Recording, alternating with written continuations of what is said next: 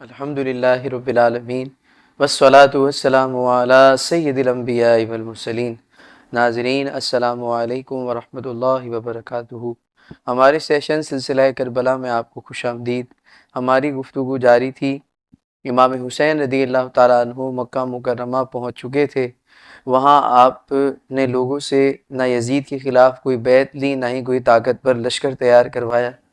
اس کے بعد ہوتا یہ ہے کہ 10 رمضان المبارک 60 ہجری میں امام حسین رضی اللہ تعالیٰ عنہ کو مکہ میں کوفیوں کی چٹھیاں آنے لگیں کہ آپ جو ہیں وہ ہماری زندگیوں کو بچانے والے ہیں۔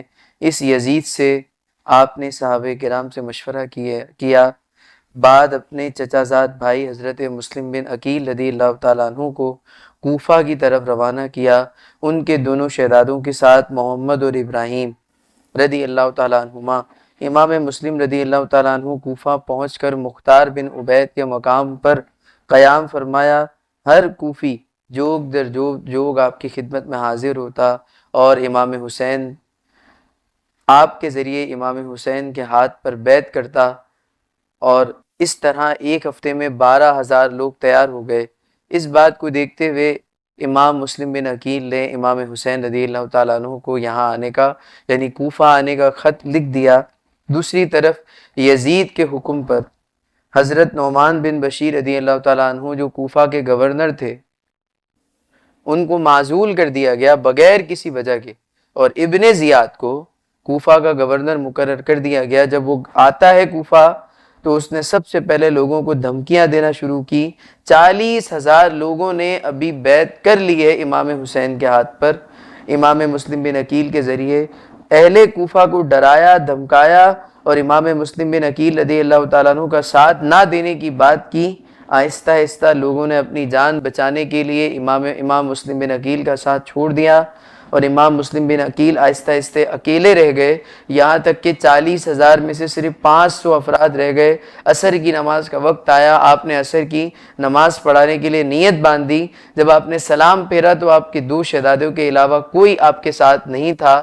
پھر اس کے بعد ابن زیاد کے لوگوں نے آپ کو محل میں جا کر قید کر دیا۔ پھر محل کی چھت سے بے دردی کے ساتھ ابن زیاد نے آپ کو شہید کر دیا۔ عربہ بن ہانی کو ابن زیاد نے شہید کروایا۔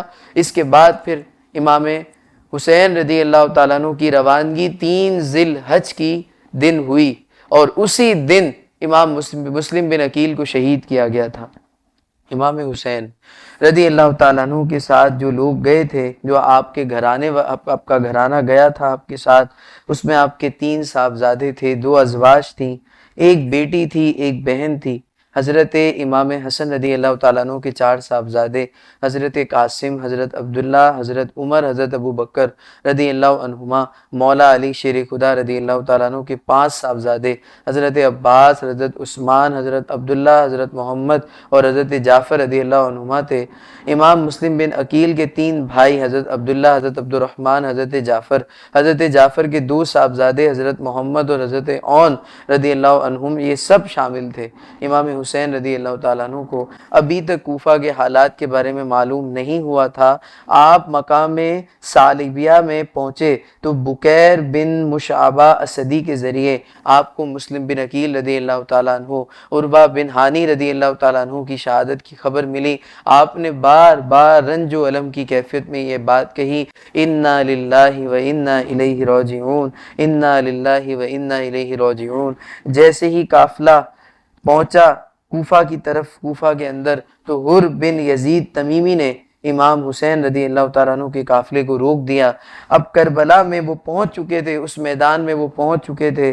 اس وقت انہوں نے کربلا میں پہنچنے کے بعد دریائے فرات کے کنارے خیمے نصب کیے، اور یہ 7 محرم الحرام کا دن تھا، پانی بند کر دیا گیا۔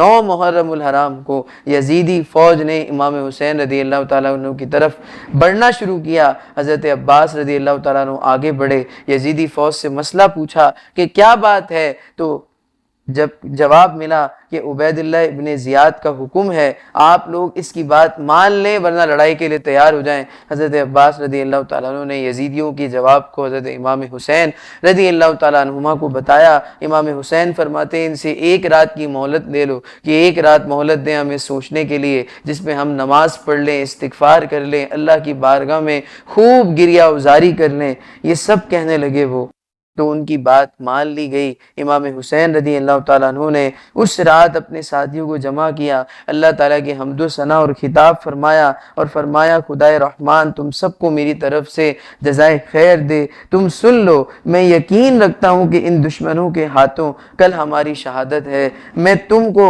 بخوشی اجازت دیتا ہوں کہ رات کے اندھیرا چھا گیا ہے، رات کے اندھیرے میں جہاں جانا چاہتے ہو چلے جاؤ، میری طرف سے تم پر کوئی الزام نہیں، یہ لوگ میرے خون کے پیاسے ہیں، مجھے یقیناً پتہ ہے کل ہماری شہادت ہے، یقینی طور پر شہادت ہے۔ یہ تقریر سننے کے بعد حضرت عباس رضی اللہ تعالیٰ عنہ آگے بڑھے اور آپ کے بھتیجے، بھانجے، دوسرے بھائی آگے بڑھے اور سب یک زبان ہو کر کہنے لگے اے میرے پیارے امام، ہم اس لیے چلے جائیں کہ آپ کے بعد زندہ رہے، ہمیں اللہ تعالیٰ ایسا برا دن نہ دکھائے۔ پھر آپ کے ساتھیوں سے کہا اے امام، ہم اپنے ہاتھوں، اپنی گردنوں اور اپنے پیشانیوں سے آپ کو بچائیں گے، یہاں تک کہ اپنی جانیں آپ پر قربان کر دیں گے۔ اس کے بعد پھر وہ دن آتا ہے 10 محرم الحرام کا، جس دن سب سے پہلے اذان فجر کا وقت آتا ہے، تو امام حسین رضی اللہ تعالیٰ عنہ اپنے شہزادے حضرت علی اکبر رضی اللہ تعالیٰ عنہ سے فرماتے ہیں اذان کہو۔ 3 دن سے بھوکے پیاسے شہزادے درد بھری آواز میں اذان دیتے ہیں اور یہ جانتے ہیں کہ آخری اذان ہے۔ پھر تمام اصحاب حضرت امام حسین رضی اللہ تعالیٰ عنہ کے پیچھے فجر کی نماز ادا کرتے ہیں۔ 10 محرم الحرام کا سورج طلوع ہوا اور خون کا ڈوبا ہوا سورج آج 6 ماہ کے حضرت علی اصغر کے حلقوم میں تیر پیوست ہونا تھا، آج حضرت علی اکبر کی جوانی کو قربان کرنے کا دن تھا، آج خاندان رسول ہاشمی کے بھوکے پیاسے شہزادوں کے خون سے زمین کربلا کو سرخ ہونا تھا۔ اب آپ دیکھیں کہ وہ زمین کا عالم کیا ہوگا، اس دن سورج کا عالم کیا ہوگا، اس دن آسمان کا عالم کیا ہوگا کہ جس نے خون کی بارش کی، اس دن آسمان سے خون کی بارش ہوتی ہے۔